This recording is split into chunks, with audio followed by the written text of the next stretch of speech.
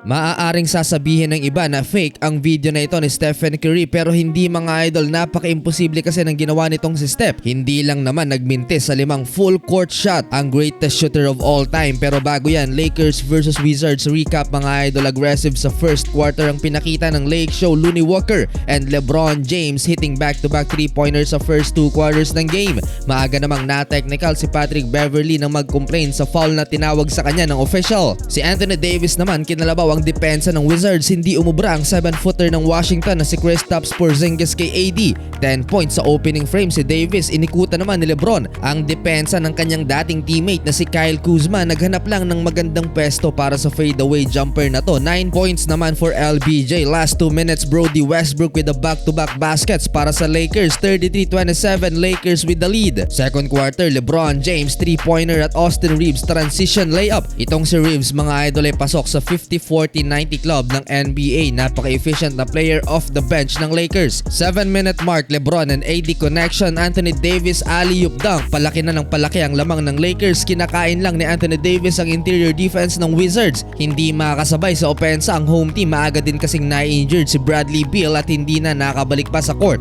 Anthony Davis versus Kristaps Porzingis na naman mga idol. Tinitirahan lang sa perimeter ni AD.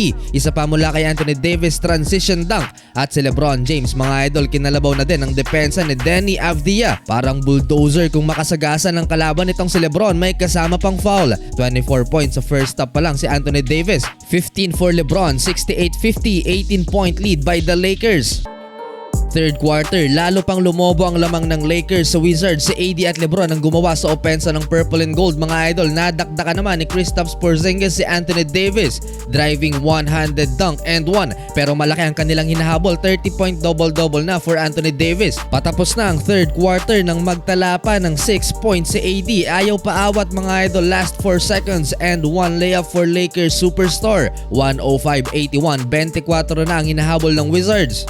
Fourth quarter, Kyle Kuzma biglang nag-apoy ng magtala ng 13 straight points para sa Wizards. Kinabahan ng Lakers sa comeback threat ng Washington, kaya ibinabad muli si LeBron at AD. Nagulungan pa ni Kuzma ang paa ni LBJ na muntik magresulta sa injury mga idol. Muling nag-take over si Anthony Davis at LeBron James para kontrolin ang laban at maiwasang makambak ng Wizards. Final 5 minutes ng fourth quarter, parang all-star game ang laban mga idol. Umulan ng dunks ni LeBron at AD. Showtime na showtime ang dalawa mga idol. Si Davis naka 50 puntos na at almost 30 points naman for LeBron. Kahit si Gafford mga idol, puro dunks din ang pinakita kahit talo ang Wizards. Final score 130-119. Lakers win 55 points, 17 rebounds by Anthony Davis, shooting 73% from the field. 29 points, 8 rebounds, 6 assists naman ang naitala ni LeBron James.